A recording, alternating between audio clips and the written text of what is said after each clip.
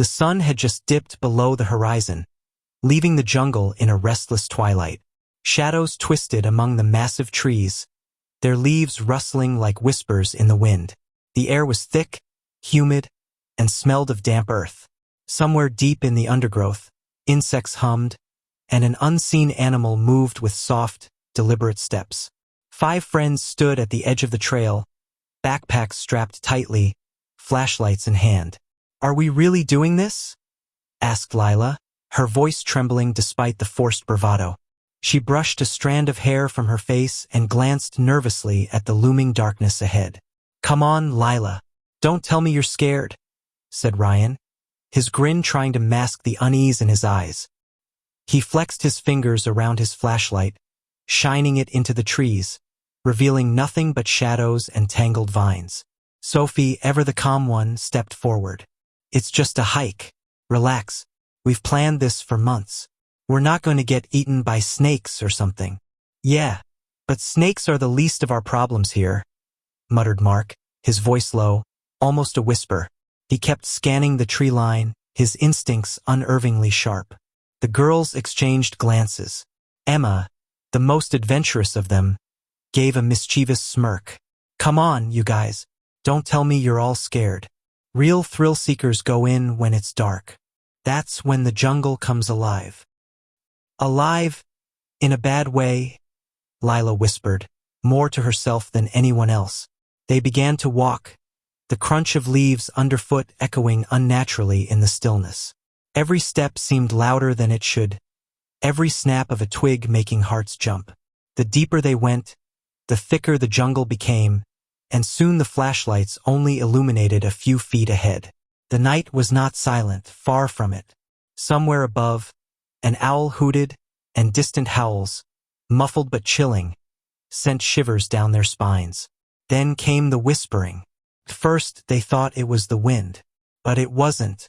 Did anyone else hear that? Sophie froze, her voice barely audible. "What? The wind?" Ryan asked, but his bravado faltered. "No, a voice," Sophie said, her eyes wide. "It's like someone's calling my name." They stopped. The jungle seemed to lean in closer, every shadow thick and watching. The whisper came again, this time clear enough for all of them to hear. "Sophie, Sophie." A chill ran down Emma's spine. That's not funny," she said, shining her flashlight wildly around. "It's not me," Lila stammered. Mark swallowed hard. "We should maybe turn back." But it was too late. A low, guttural growl erupted from somewhere behind them, followed by the sound of leaves being violently torn apart. Something was moving, fast and silent, in the shadows beyond the flashlight's reach. Panic set in. Ryan swung his flashlight toward the sound, but nothing was there. Nothing that could be seen anyway. "Run!" Emma yelled. And they did, hearts pounding, lungs burning, as the jungle seemed to stretch endlessly before them. Branches clawed at their faces and arms. Roots tangled their feet. The whispers grew louder, echoing in every direction, as if the forest itself were alive and mocking them. They didn't stop until they reached a small clearing, sweat dripping, hearts hammering. There, under the ghostly glow of the moon, they saw it. A circle of ancient stones, covered in moss and strange carvings that seemed to shift when looked at from the corner of the eye. The jungle was silent now, but the sense of being watched was overwhelming. Something about the stones, something about the shadows moving just beyond the moonlight, made their stomachs twist with dread. Emma stepped closer, curiosity fighting fear.